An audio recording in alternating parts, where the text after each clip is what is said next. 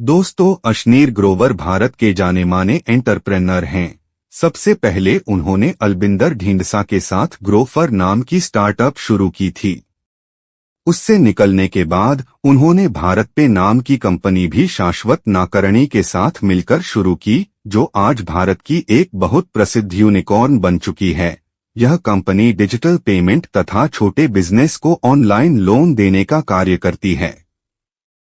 हाल ही में अशनीर ने अपने अनुभवों के आधार पर दोगलापन नामक किताब लिखी है। इस किताब के सभी 7 चैप्टर्स इस प्रकार से हैं। 1. डोंट ट्रस्ट पीपल ब्लाइंडली, कभी किसी पर आंख बंद करके विश्वास मत करो।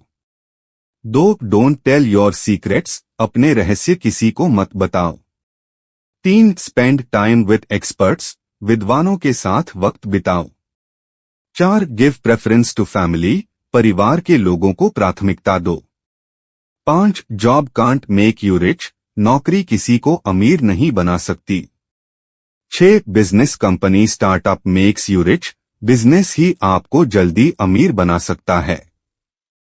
7. लर्न टू डेलीगेट, दूसरों को काम सौंपना सीखो। आइए अब इन सब चैप्टर्स की summary, Doglapan book summary in Hindi सुनते हैं। 1. Don't trust people blindly. जब अशनीर अमेरिकन एक्सप्रेस कंपनी के लिए काम करते थे तो उनकी मुलाकात अलविंदर ढींडसा से हुई। उस समय अलविंदर ग्रोफर स्टार्टअप शुरू करने जा रहे थे। उन्होंने अशनीर से कहा कि मुझे इन्वेस्टर्स के लिए प्रेजेंटेशन बनाने में मदद करो। अशनीर ने एक बहुत अच्छी प्रेजेंटेशन बनाई और उन्हें फंडिंग मिल गई। इससे प्रभावित होकर अलविंदर ने अशनीर से कहा कि आप भी हमारी स्टार्टअप में पार्टनर बन जाओ। लेकिन उस समय अमेरिकन एक्सप्रेस से अशनीर को 80 लाख महीने की सैलरी मिलती थी। अलविंदर ने कहा कि हम तुम्हें 40 लाख दे सकते हैं और 40 लाख के ग्रोफर के शेयर्स भी देंगे।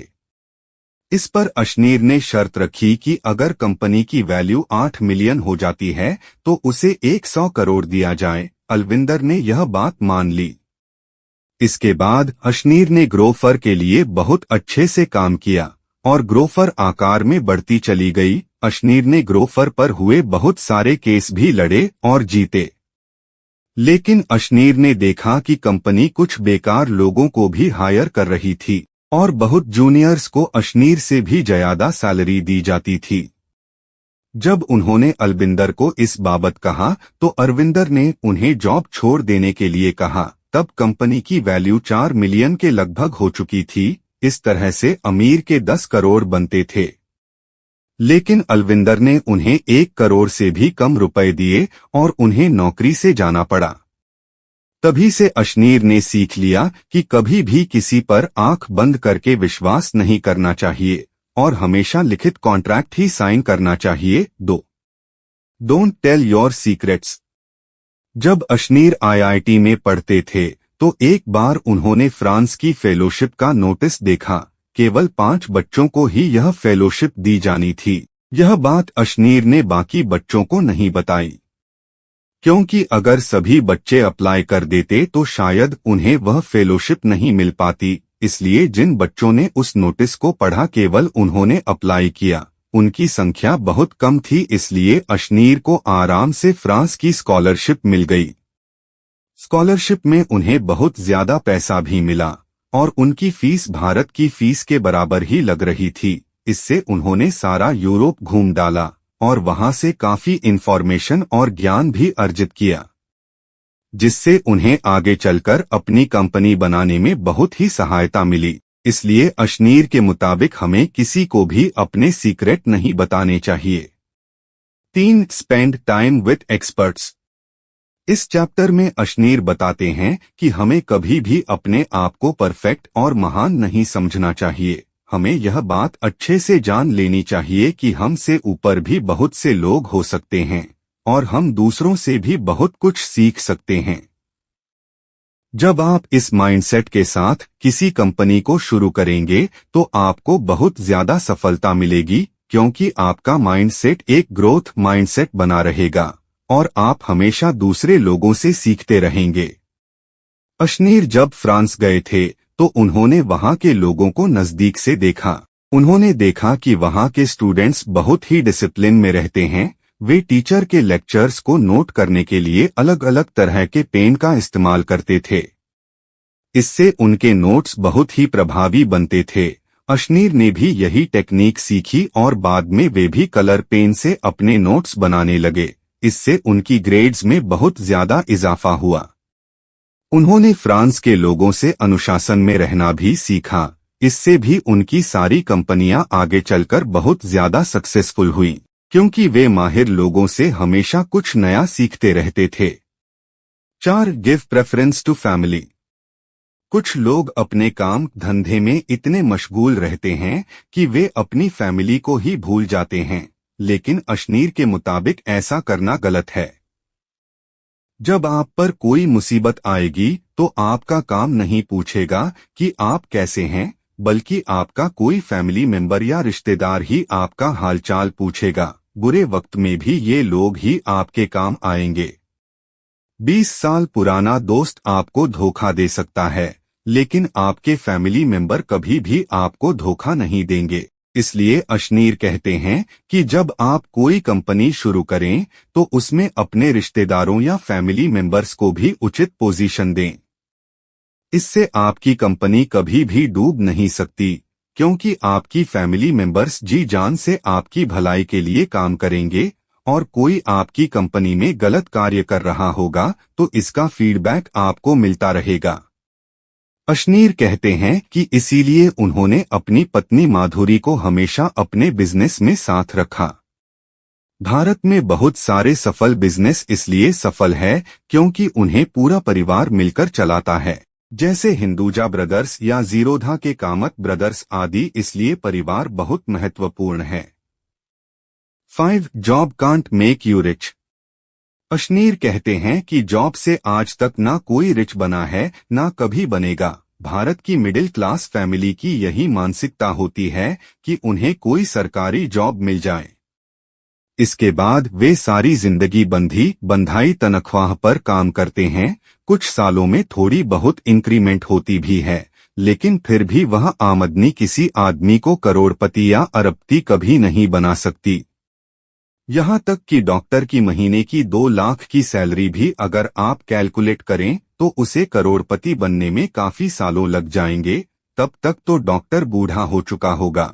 बुढ़ापे में वह उस पैसे से एंजॉय ही नहीं कर पाएगा।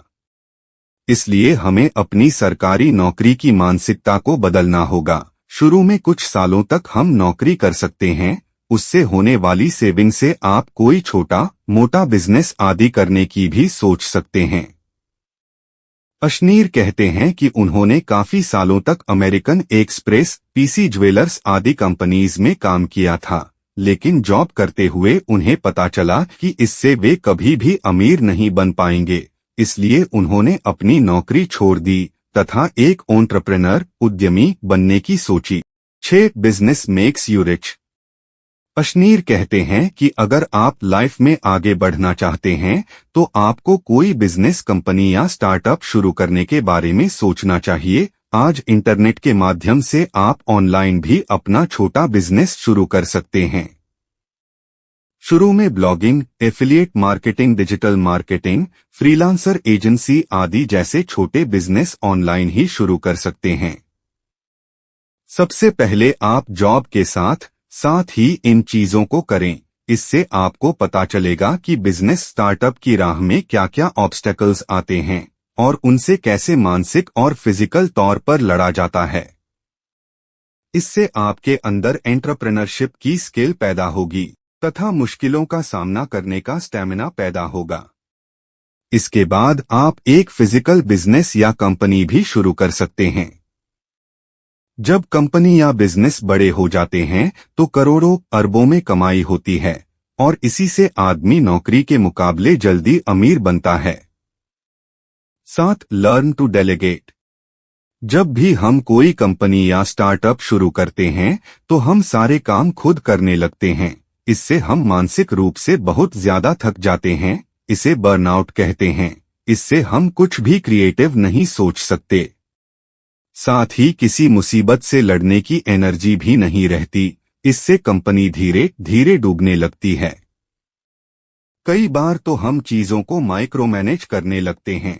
हमें लगता है कि हर चीज हमें खुद ही करनी चाहिए, लेकिन अशनीर कहते हैं कि हमें अपने माइंडसेट को बदलना होगा। हमें एक्सपर्ट लोग हायर करनी चाहिए, फिर हमें उन पर विश्वास रखना चाहिए, उन्हें काम की पूरी जिम्मेवारी सौंप देनी चाहिए, बीच बीच में उनसे फीडबैक लेते रहना चाहिए, लेकिन ऐसा नहीं हो कि हमें 24x7 उनके साथ बैठकर ही उस काम को करते रहें। हमें आदमी के टैलेंट को देखकर ही उसे जिम्मेवारी सौंपनी चाहिए। हर व्यक्ति हर चीज में एक्सपर्ट नहीं हो सकता, इसलिए जो जिस काम में एक्सपर्ट है उसे वही काम देना चाहिए। उदाहरण के लिए ब्लॉगिंग में भी आप चीजों को डेलीगेट कर सकते हो। जैसे अगर आप कंटेंट नहीं लिख सकते तो आप फेसबुक या फाइवर आदि से कंटेंट राइटर ले सकते हो। इसी तरह अगर आपको ब्लॉग डिजाइन करना नहीं आता तो वेब डेवलपर या वेब डिजाइनर की हेल्प ले सकते हो।